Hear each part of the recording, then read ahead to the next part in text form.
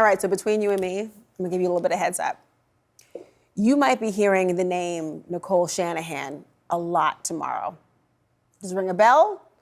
Well, you're not alone, but RFK Jr. knows her, and she is widely expected to be the likely person that he names as his running mate tomorrow. She's a California-based tech entrepreneur. She rose from poverty to become a tech lawyer, founded a data analytics company, was once married to one of the richest men in the world, Google co-founder Sergey Brin. Their divorce was finalized last year after allegations surfaced of an affair with Elon Musk, reported in the Wall Street Journal. Now, both Shanahan and Musk have denied those allegations. She reportedly has donated large sums of money to Democratic candidates. He also says she paid $4 million to help fund this controversial RFK Jr. Super Bowl ad.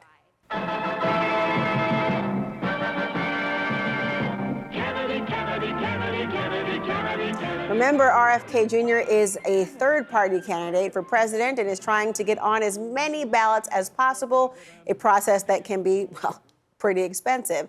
Let's bring in senior contributor Kara Swisher and the author of Burn Book. Kara, I just saw your airport in your book in every airport I ever go to. It's everywhere, and I love it. So there you go. I was like, buy this book, and they had already bought it. So anyway, let's talk about this. You know Nicole from Silicon Valley scene. What do you know about her? What can you tell us? Barely. She was Sergey's wife, second wife, I guess. Yeah, after Anne Wojcicki. And she wasn't on the tech scene in any way I covered in any way. So she didn't have companies I understood to happen. I didn't know about her data analytics company.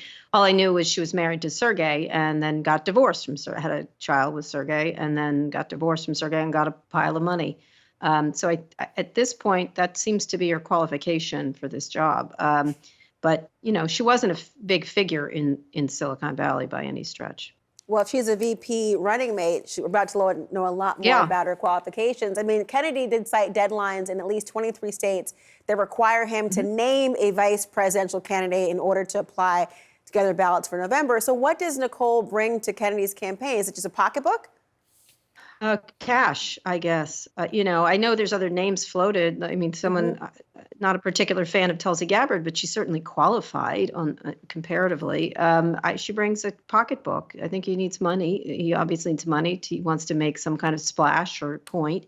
And so she brings money. She paid, $4 or $5 million for that ad. And she obviously got a lot of money in that divorce, I guess. I don't know. I've tried to find out how much money she got, but nobody seems to know. But enough so that she can help fund this thing.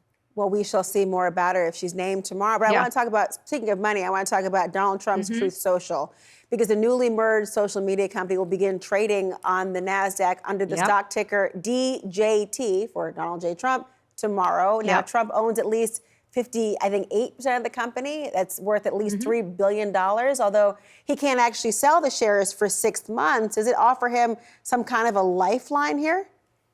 Well, he could possibly, because the board could give him dispensation to do so, although you could see shareholder lawsuits going anywhere. I don't understand how this is going public. It makes $3 million in revenue, 3.5. My podcast makes a lot more money than it does, and it loses 49 million. I make a lot. I'm just saying. I should go public at that many billion. And then it also it loses $50 million, and its users have declined precipitously, 39% this year. This is not a business; it's a meme stock. I forget which website called it, but I think maybe Axios. It's the memeiest meme stock in all of meme land. It's just it will be supported and possibly a way to get money to Donald Trump. And if he sells it early, the stock's going to go down. But there's probably a lot of people going to short this thing. But you never know. He has a lot of supporters. So GameStop was worth a ton of money, even though it didn't have the business to support it. So this will, and it could, if he sells some, it could make him some. But I suspect there'll be shareholder lawsuits everywhere, which is, I think, on brand for Donald Trump if he does anything that's sketchy. And also, the people who founded are fighting with each other too. Yeah. So there's that happening. So there's a lot. It's a Donald. It's not Trump stakes, but it's right up there.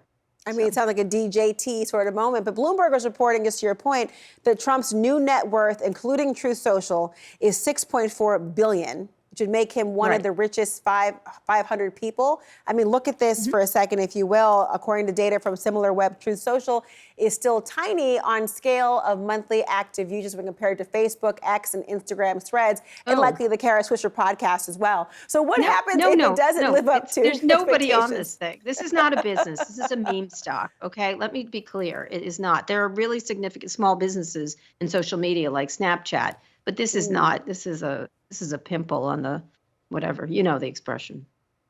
No, I want you to continue that. What pimple on what? No, I can't. I believe I can't say it. I think they have trained it out of me. So, it's just Kara not a business, Swisher. but it can be a meme stock. And so it could go up quite a bit and then it will be shorted and then there'll be lawsuits. That's pretty much where this is going. Another lawsuit. I'm trying to keep all of them straight in my head already, Kara Swisher. Just give right. me until the end of the year. Kara Swisher, always Okay. great to hear you. And again, read her book. Thanks. It's called Burn Book. It's wonderful. Thank you so much. Thanks.